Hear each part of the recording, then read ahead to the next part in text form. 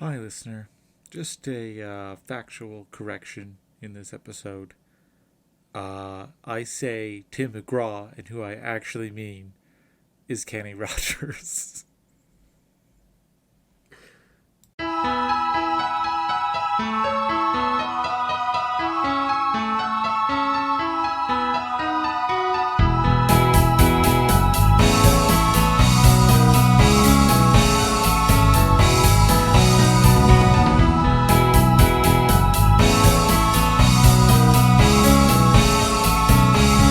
Hello, and welcome to Pedantic Handwavium, the podcast that tries to explain fictional worlds using science. I'm Simon. And I'm Jeff. So, Jeff, Yes, Simon. you know how big of a fan of sports I am, right? Oh, yes, you are quite the infamous sportsman. Quite the is. I always know who's in the Super Bowl. Superb owl, sorry. Superb owl, exactly. I am a big fan of the Oakland A's, and I probably own or have played every single sports game that has ever come out on the N64. That one I definitely believe to be true. I mean, I am a big fan of the Oakland A's. I love the Oakland A's. They're a great team. And now it makes sense that I like the Oakland A's because I'm no longer living in New York. I'm now living in a place where, like, it actually might be a team that I like. Do you know what the number one grossing sports movie of all time is? Air Bud. I wish. I think that's for franchise. That definitely holds it. Right. That's where I got confused. Yeah. Yeah, not sports franchise. Got to be sports movie. It is Space Jam. You know, that seems right. The millennial classic, even though it was made in 1996, which is like barely millennial time. Mm-hmm. Me and you are not millennials, and we would have been of the age to watch this movie when it came out. No, I think we fall as millennials. No, we don't. I'm the last like year or two of the previous generation, and you're like, What's the previous generation? Gen X. What year does it tick over? 1995. You have to be like, It was like 85 it ticked over into millennial time. nope. Millennial means that you were like a child during the 2000 changeover. So that's Gen Z. Man, generations are dumb and made up. Yeah. Well, I mean, they're not. Yeah. I mean, it's applying. So this is a digression, listener. You're probably used to it by now if you're still listening. It's applying a category to. It's a bin categorization. So you're applying a category to a continuous data set. So they're not. It's not accurate at the edges, at the extremes, but it is accurate in the middle. So like people who are born in like 2000 very much have the like societal goals and like the relationships, and they have been exposed to the technology and the culture of millennials. Me and you, we're in the middle, so we're like half millennial, Also, half though, Gen X. according to the Pew Research Center, oh god, my phone's stopped. I think it's 81 to 96 are millennials. 81 to 96? That doesn't make any Yeah. sense. Yeah, just like the rest of generations. I've always heard that millennials are the people who are in the new millennium. Well, email the Pew Research Center. I will email them a strongly worded letter about how their statistics are the worst. About how my failure, I don't think I've ever even gotten a good grade in a statistics class. It's not even that hard. You just put numbers in the computer and out comes statistics. Yeah, but you have to know when to use stuff. You're in bad statistics classes, man. You got to know when to use stuff and when not to use stuff. You got to know like when to use transformations, you know, when to I pair thought stuff. you were going to go and with you not need pair to know stuff. when to hold them and when to fold them. Oh, no. Well, I mean, we all know that Tim McGraw is the best statistician of all time. Okay, that's that is written in stone in the universe. It was It's just one stone floating through the universe. Yeah, Tim McGraw, greatest equals greatest greatest statistician. And exactly for that reason, he knows when to hold them, and he knows when to fold them. I mean, there's a lot of things Tim McGraw is good at. Right, that's true, I assume. Krav Maga, for example. Okay, I won't fact check that and take it on face value.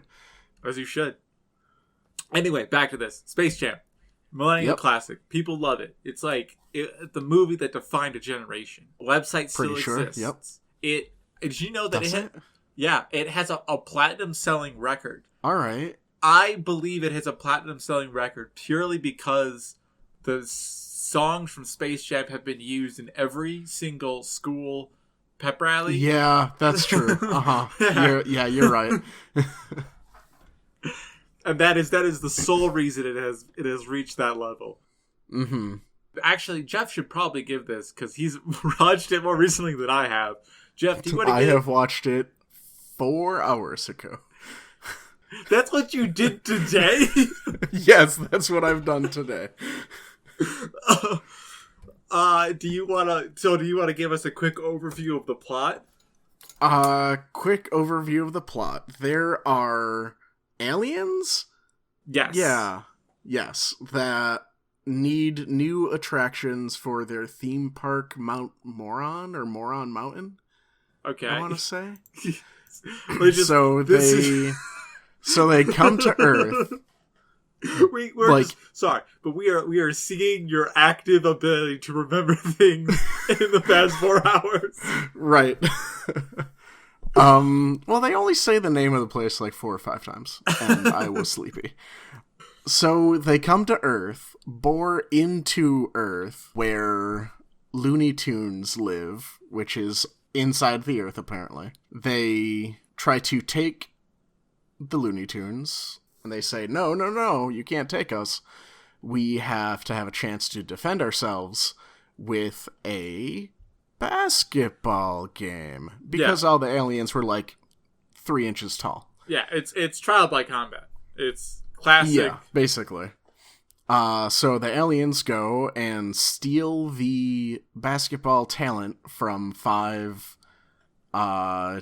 basketball men, I suppose. Yeah. I liked how they included Muggsy Bogues in there, but they didn't include Larry Bird. I think he was busy golfing with Michael Jackson. Michael Jordan, not Michael Jackson. Yes. Yeah, you're right, with Michael Jordan. I mean, that would have been a crazier movie. So much crazier. Right. So he was not actually playing in a basketball game, which is when the aliens stole their talent. Okay. Which is why Michael Jordan and Larry Bird did not have their talent stolen. Gotcha. They then have a just absolute crazy basketball game, and the Looney Tunes win. Yeah. Spoilers. Yeah, sorry. Spoilers. 14, I was about to say 14 years after the... It's been longer than that. It's been 24 years. Yeah, it's been a bit. Yeah. Oh, boy. It's tough. So I guess, okay, so we'll start off with this one. Yep. Stealing talent. Right. And do you think so you mentioned that they're playing basketball while their talent is being stolen, correct? Yes, that's correct. So do you think that the apparatus used to steal talent, that person has to be exercising that talent to have it stolen? I think it's more the aliens don't know what basketball is. So they went to a basketball game, like a professional game, and like, yep, those are people playing the game. And then stole their talent. It just happened to be some of the best basketball players of the 90s. Right. Okay. That makes sense. Okay, so then how do you think that they are stealing talent? Do you think it's like... Well, what had happened is they dissolved into, like, a goo. Whoa. And then... Yeah, and then, well, the aliens did, and then they crawled up the basketball players into their brains and took it, and then, Okay. like, left. So they are stealing purely like the psychological part of skill, not like the physical part of skill. So like, well, it does mess up the players' like just general hand-eye coordination and everything as well. okay, huh? That's strange. This is Mm-hmm. I should rewatch this movie. You should send me your copy because I will gladly lose my copy forever. Thank you. because I do not remember this movie that well. So they're not stealing their musculature, right? No, like they're not like abducting the person and using them, but they are taking the talent and then after like eating the talent, I guess, they do become real big, tall, buff. Chunksters. Yes. Okay. Monstars, even. Monstars, even. Huh. So that's so tough because like talent is such an ephemeral Right? thing. Yeah, like there's a lot of elements that the aliens are taking, and I'm not quite sure how. But maybe that's why they lost. I mean, maybe they didn't have like all of the elements because you can never take away like the pure essence of basketball, and that's. Oh what no, Michael they Jordan did is. real good though. Oh, well then maybe it's the opposite. It's talent. That the Looney Tunes are just bad at basketball. Yeah. I mean, I think most of them were like 3 foot tall. yeah. Jesus. Okay, so it's they are. So the weird thing is, it's not like a copying of like memories or anything like that. Right, they are physically steal them. yes. It maybe they have to. So I want to say like maybe they're like eating and digesting part of the brain, and like those are the parts of the brain that have the talent in there. But I feel like that would have other effects. Yeah, like other effects, like their hand-eye coordination is thrown off. Yeah. So I think you might be pretty close to it. Oh, but I was thinking more like other effects, like their death, because they're having. Oh their brain no, I eaten. mean like they're clearly very selective with the parts of the brain that they're taking. They're considerate parasites. Yes. They're like, I'm going to take what you need to survive, but I'm not going to kill you. Huh. Okay, so what if that's what it is? Maybe that's what they do. They don't. They have to physically consume that part, or not maybe consume, but like remove that part of the brain, so that way they can keep all of like the connections and everything together, and then they just kind of like I could see that. And maybe, assuming that they know nothing about basketball, they didn't even know like what a good basketball player looks like. So once they have it in their brain, like, oh, this is what the game is. This is but then here's the thing: that basketball talent is not stored in the alien's brain. It is stored in a basketball until they make it back to Looney Tunes land. And then, like, that's when they eat the talent. So how also is this talent stored in a basketball? In a basketball. That's like some, like, witch spell kind of stuff. Like, where they're like...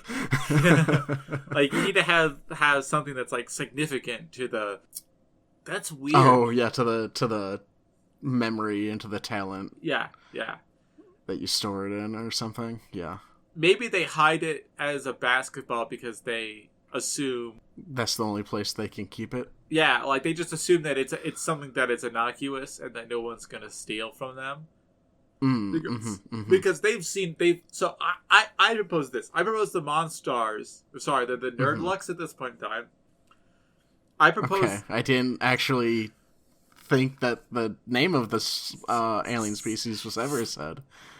Maybe it wasn't, but it is on the Wikipedia summary. So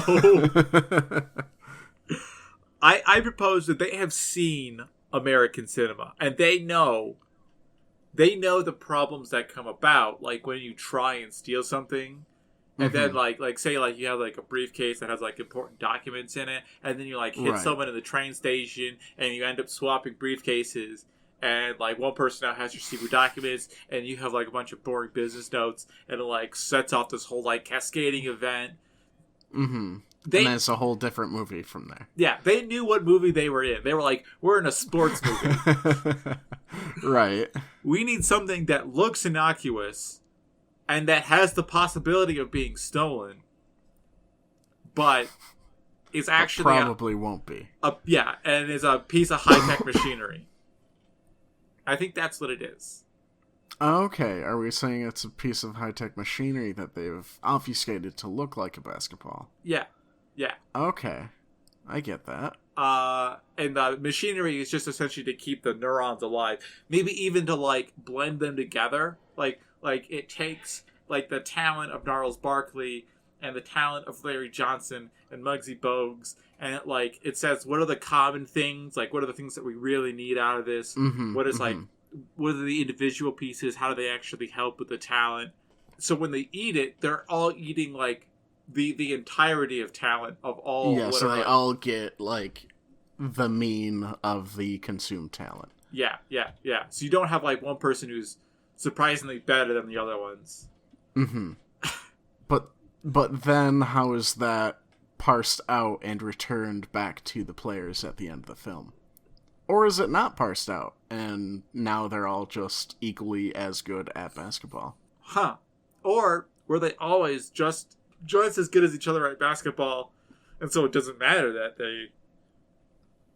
I don't know. Well, I don't have my basketball cards on hand with all those player stats, so I can't tell you that.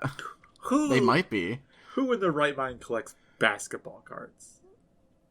God. They're not like battle cards or anything. They're not like, yeah. Anyway, let's think. Okay, so how do they give the powers back? Like what form does it take when Michael Jordan is giving the powers back to these players? They put it back in the basketball. The Monstars do, and then the Michael Jordan brings the baskall to not the just players. Any old Michael Jordan. Michael Jordan from Cincinnati, Michael Ohio. Yeah. I actually have no idea where Michael Jordan's from. He might be from Cincinnati, Ohio. There could be a Michael Jordan in Cincinnati, Ohio right now listening to this. There is, hello, Michael. He was born in New York City. I just, I had a quick... You just Googled it real quick? Yeah, because I had the Wikipedia article for Space Jam pulled up, so I could very easily click on Michael Jordan's name. Okay. So maybe that's what it is. The basketball is also reversible. So the basketball can separate the talent as well as create the mean talent. Okay. Yeah, if it's some sort of advanced alien tech, then I could see that. Yeah.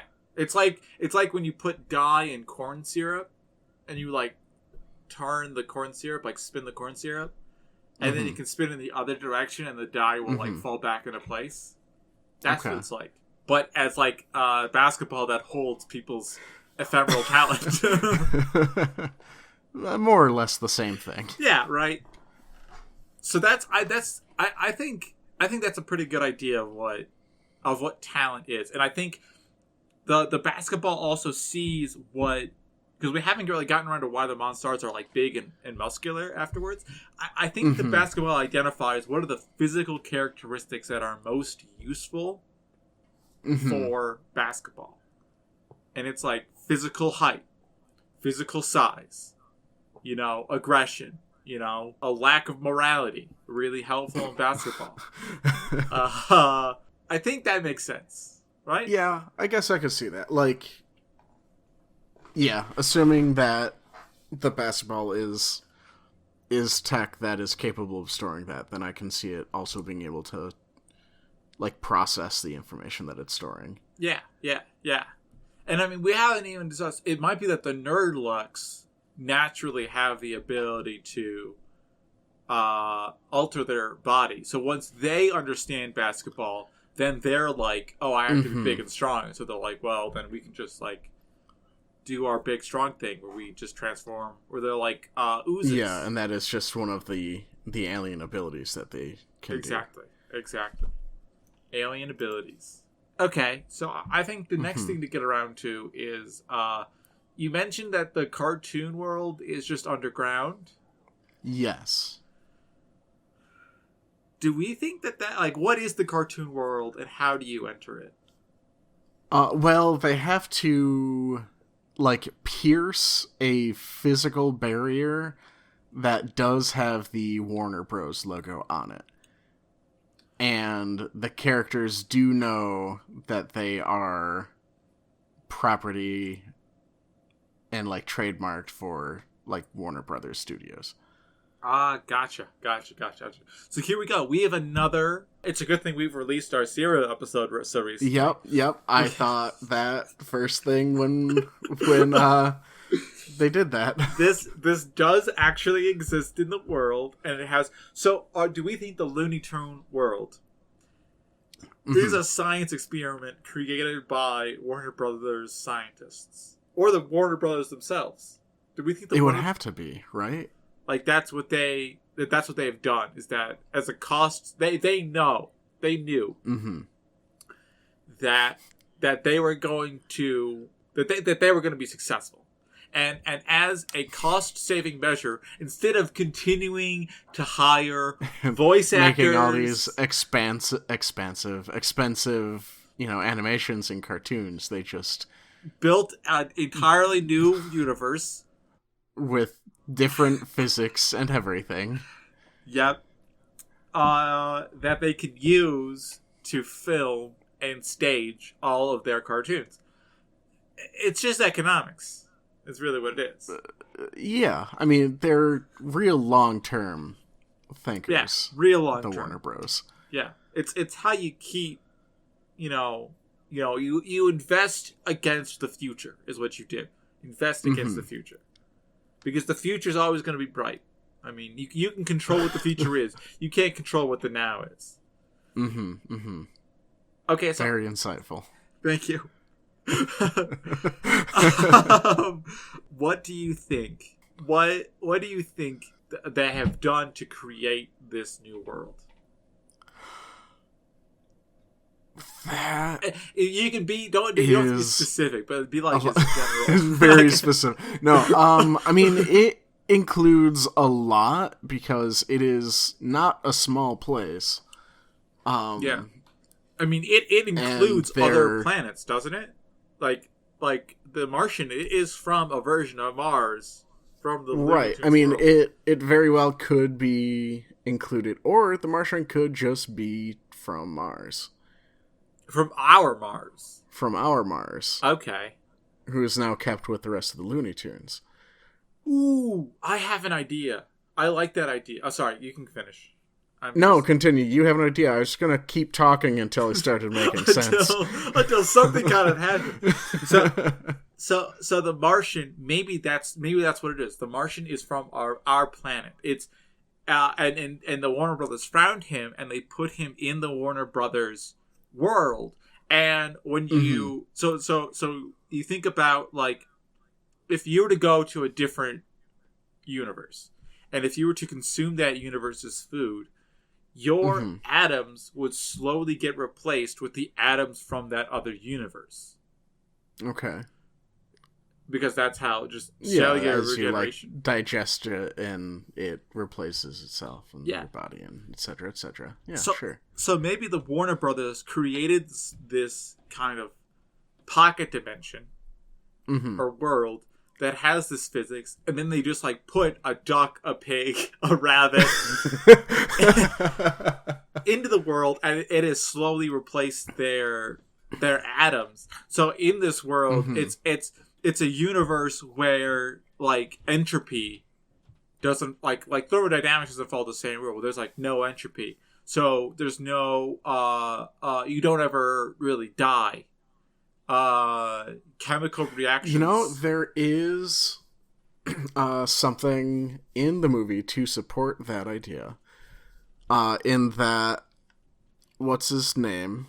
The publicist for the baseball team that Stan Michael Podlack. Jordan. Yep, that's the one. Got crushed by one of the Monstars during the basketball game and flattened to a pancake. He was then filled up with air and made back normal. Yeah. So the entire time he was there, he was just like, eating the food, drinking the water, and Slowly waiting becoming on the more... bench, trying to get to play the basketball. Yeah, I think that makes a lot of sense, because if you think about a lot of, oh my gosh, I was hoping this episode was going to be like dragged on because I didn't have that much, but we have actually just solved a lot of issues. Because like all of cartoon physics, the thing they're really battling against is entropy. It's not so much enthalpy, because enthalpy doesn't actually have a direction it needs to go in. You can be a positive or a negative energy.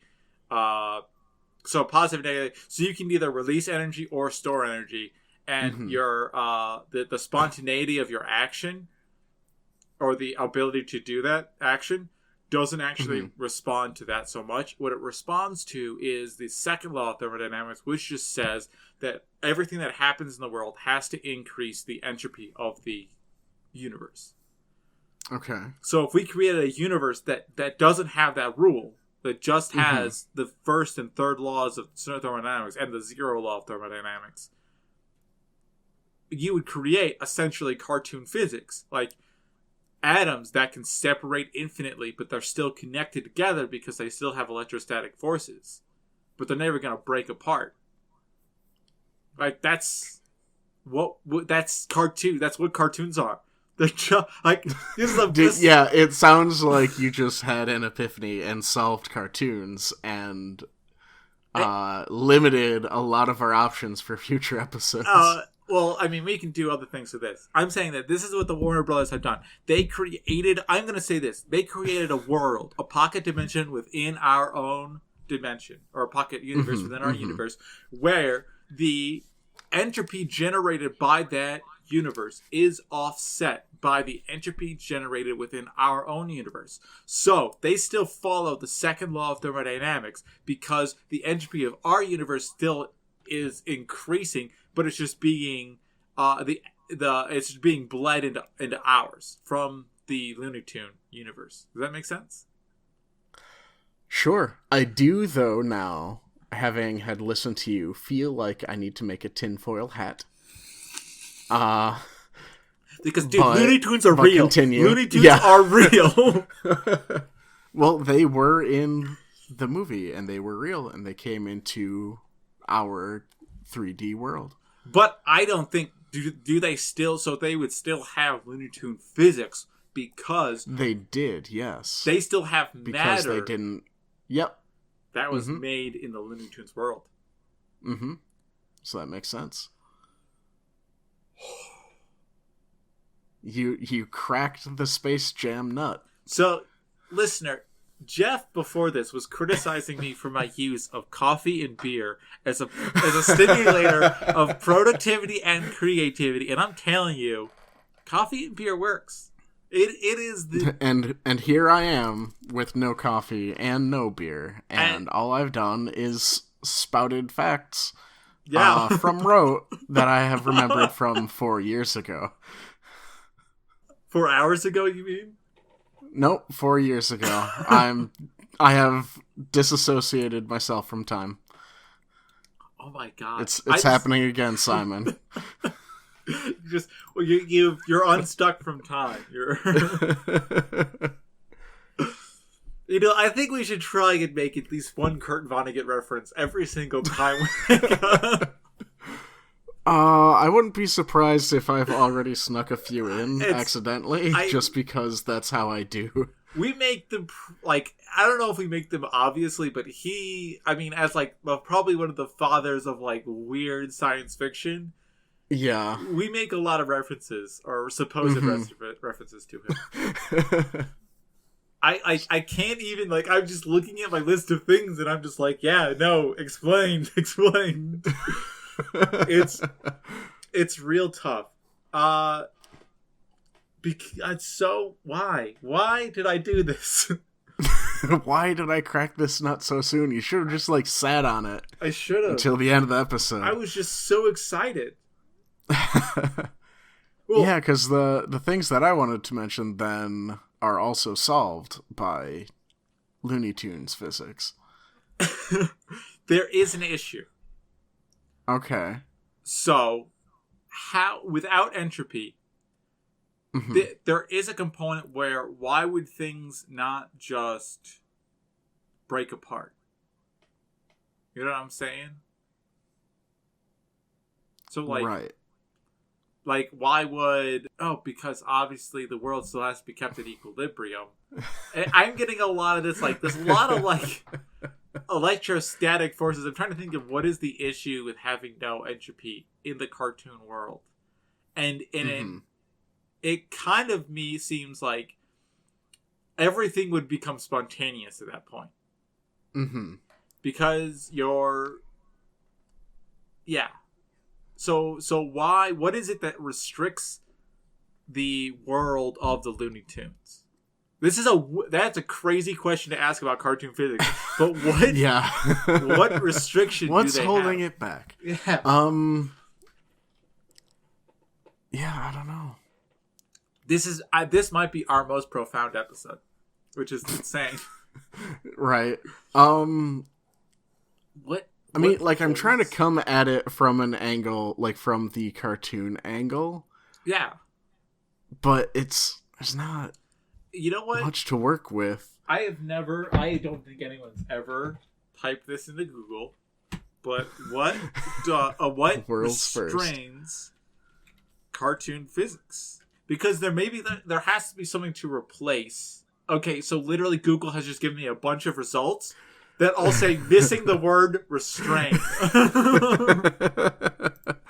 No, Google. I want this word. I want the word restrain. And now it's only going to be our website. That's there you go. Hold on, let me take note to have that search term. We've been wondering how to break through to a lot of different people, and it's just include the phrase "what restrains cartoon physics." But, like, I was hoping to get, like, a writer or something like that of cartoons being like, oh, well, you can't do this in cartoon physics. That's just ridiculous. And then I could build off of that. But I don't even see that in there. Well, maybe it's not so much, like, the physics themselves being restrained so much as it is the, like... imagination. Trademark properties of the characters and of the world. So you're saying that the Warner Brothers have placed other physical laws on this world. Because, like... I mean, if they can take them away, they can give them other ones.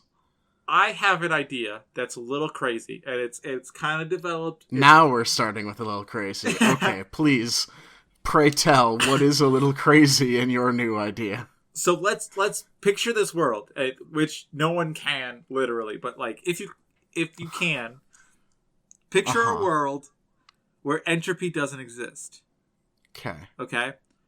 And you would think you can create infinite energy in that world. Like you would be able to create like perfectly efficient Carnot engines and like perpetual motion machines. However, the question is, why don't the Warner Brothers go into the energy business?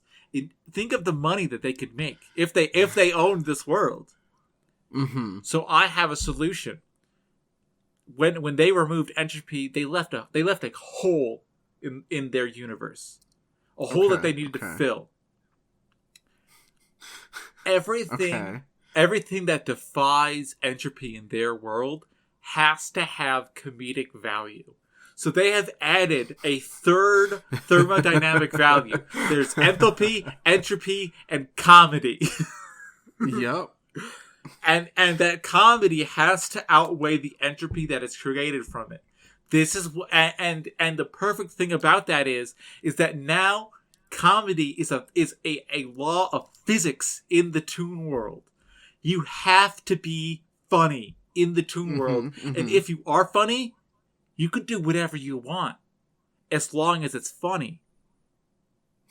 They have created the perfect universe for cartoons.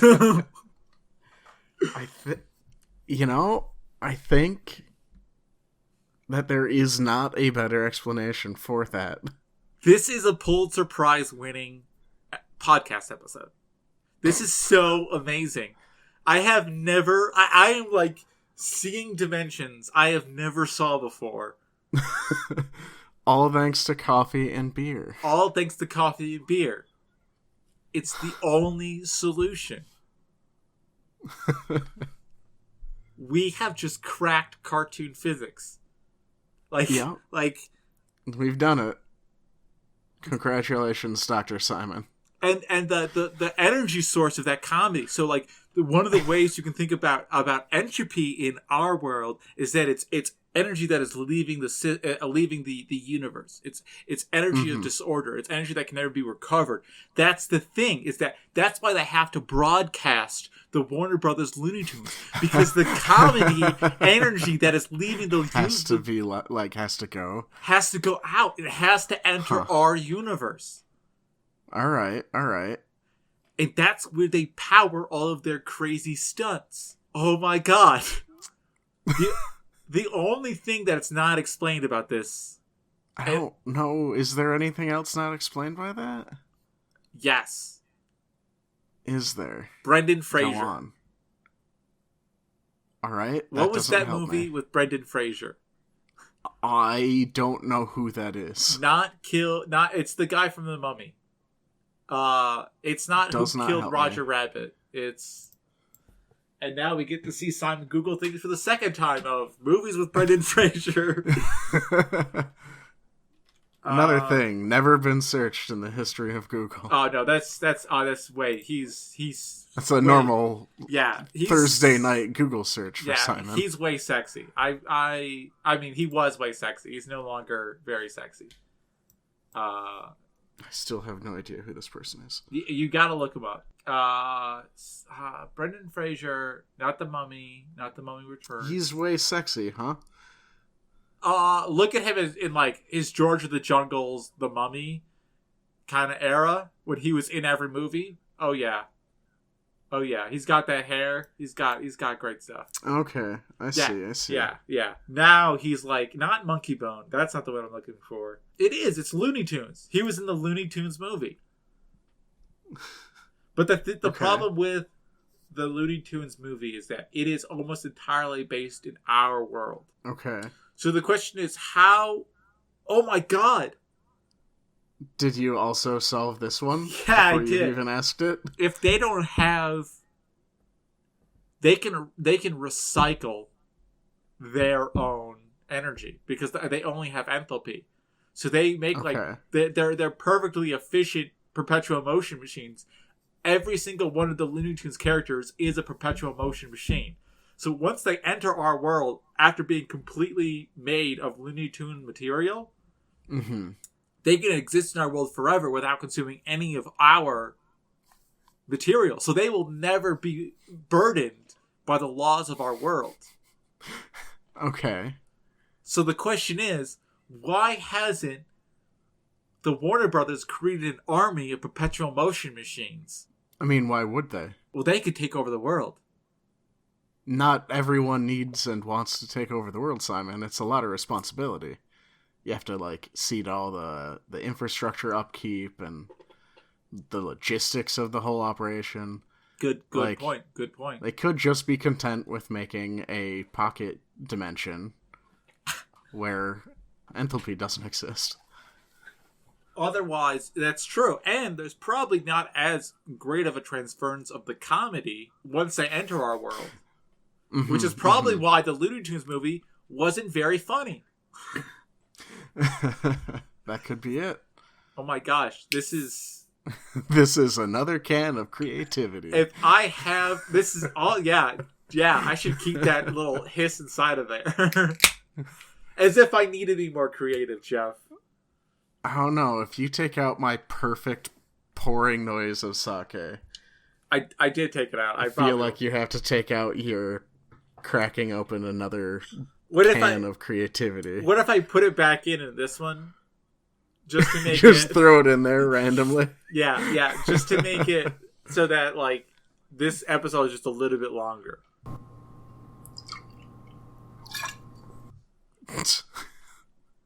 I mean, also, I cannot stop you. You're the one who does the edit. Who the was Brendan Fraser in the movie Crash?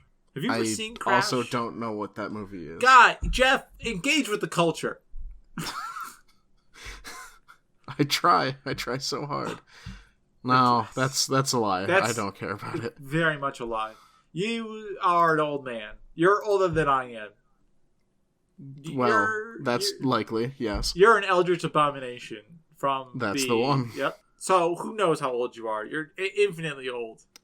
How could you possibly be a millennial? That's the problem. On the next episode. The science of how Jeff exists in this world. Oh my god. So I don't know, maybe we should go into like how you create pocket dimensions, but I don't feel qualified to answer that. Yeah, I feel like we would have to go to school again for that one. Well, I am currently in school. Well, yeah, you're at like the wrong kind of school though. Yeah, that's true. They don't really teach engineers how to create pocket dimensions. So that'll just go to your heads. Like, there's no coming back after you know that. Yeah. It's like, it's the, wow, okay, I'm just making weird movie references. Like the scene from Ghost Rider where he burns the guy's soul and his eyes turn to, like, stone? Would you be surprised if I said no? Not at all. Have you ever seen the movie Ghost Rider? What? Have you ever seen the movie Ghost Rider? With Nicolas Cage. Yeah, with Nicky Cage. No, I have not. I have not seen that. Have you ever read any of the Ghost Rider comics? Because it does exist in the comics too. Well then, never mind. I know he is a ghost skull on a motorcycle. So, if you want to see probably the coolest character ever written, Ghost Rider is probably it. It's fantastic. Anyway. Alright. This is the end. We ran out of material like halfway through this episode because we solved it. Because Simon's an idiot and didn't plan ahead. Or Simon's a genius. Which one is it? You decide. On your phone. Let us know. Vote Send now. us Vote now. Hit yes for yes, Simon is an idiot. And vote no for no, Simon is not a genius. It'll be in a push notification soon if you've downloaded this episode. I feel like that's a little bit biased, but I have faith in my odds. I think I'm still going to come out on top. Right? Yeah. Anyway, what could possibly go wrong? Nothing good. Thanks for listening. Yeah, everything I had was solved by solving cartoon physics. Yeah, everything I had was solved by... I guess we should mention it like, you defy gravity, you have a really long, stretchy arm, Tasmanian devil. Well, those are just the cartoon physics, though. Yeah, I know, I'm just trying to mention it. That's it. So yeah.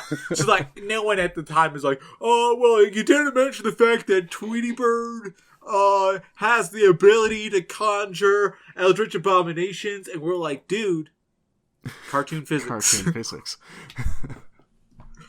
That's my voice for people on the internet, by the way, listener. What? It's okay. Oh, man. I see. Yeah, that's my voice for the internet people. I guess I shouldn't be saying you were giving people on the internet your voice. Oh, like, no. You can't just take that back, Simon. No, I would never. Now it's theirs. I would never. I have given people on the internet my voice. We produce a podcast, dude. There's like 24 hours of our voice on the internet right now. Oh man, you're right. Yeah. There's probably more of your voice than mine. Almost definitely. That's a positivity. if you think about it, everything that we talk about will pretty much exist forever. Right. And I think I have said some things that I would definitely regret on this podcast. Oh, yeah, definitely. Definitely. Yeah, yeah. Let's just hope that no employers ever listen to my podcast. Or any constituents when you run for office one day. Oh, I would never run for elected office. That's the fool's way into the government. Everybody knows you get an appointed position, and then that's the way you do it. Yeah, let someone else sell their soul to the public. Is that how it works? Yeah. So, listener, we're rambling, but if you don't know this about me, Jeff does. I have this tendency to be very libertarian, even though I'm definitely not a libertarian. It's so good because you'll go off on libertarian tangents, and that isn't at all what I believe. Where your politics are. It's true. And we had an entire conversation one time during work party about if it was a likelihood to buy or sell gold, what the value of that was. Oh, God. Yeah, that is a literal conversation we had while waiting in line to get, bad salad. And spoiler alert, it really isn't. It's not worth it to get gold. There's better places to invest in money. Okay. Is that it? Can we end it? That's it. We can. Have we done Space Jam? Yeah, we did Space Jam. Okay. I might throw in the Space Jam song. Maybe I can figure out how long I can include it. Yeah, that's probably a safe way to do it.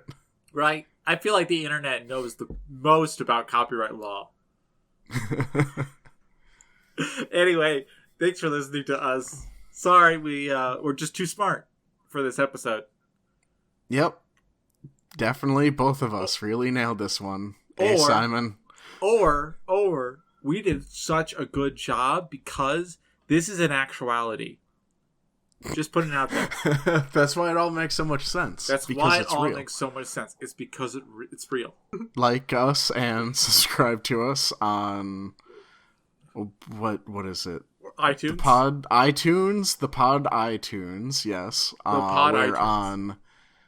We're on Stitcher. Twitter. We're on Twitter. We're on YouTube. We're on the internet. On just the internet. pedantichandwavium.com or pedantichw.com. Yeah. You guys should send us show suggestions. I still cannot see that. It's show suggestions. Yep. Show suggestions. You can do that through the website. There is a contact us page where you can contact us. Yep. Or you could just I don't know, comment on one of our YouTube videos. I'll see that. I get those emails. Mm-hmm. What else? Thanks Joe Sopchak for our theme music. Oh yeah. Yep. We've had that theme music for a long time. I assume. I never met him. Do we still not have information to add? He drops off. Not have a SoundCloud or anything. He has vanished. I have no idea what has happened to him. Well, at least we have the only remaining memory. We have, yes. I think I'll text him again and ask him if he has any information he wants us to include in this. That's probably something from him. I mean, his name is included in all of our episodes. If you want to look him up, I'm sure there might be something. Yeah, his name is written in the description. Correctly, I should say. What else we got to mention? I think that's it. Yeah, thanks to our listeners. We're actually coming around pretty close to a year of generating this podcast, and yep, and it's been. I enjoy it. It's been a wild ride. I'm not gonna say that because again, there's only 30 people who listen to us, but it's been fun. All right, thanks for listening. All right, thanks for listening. Good night. Goodbye. Good luck.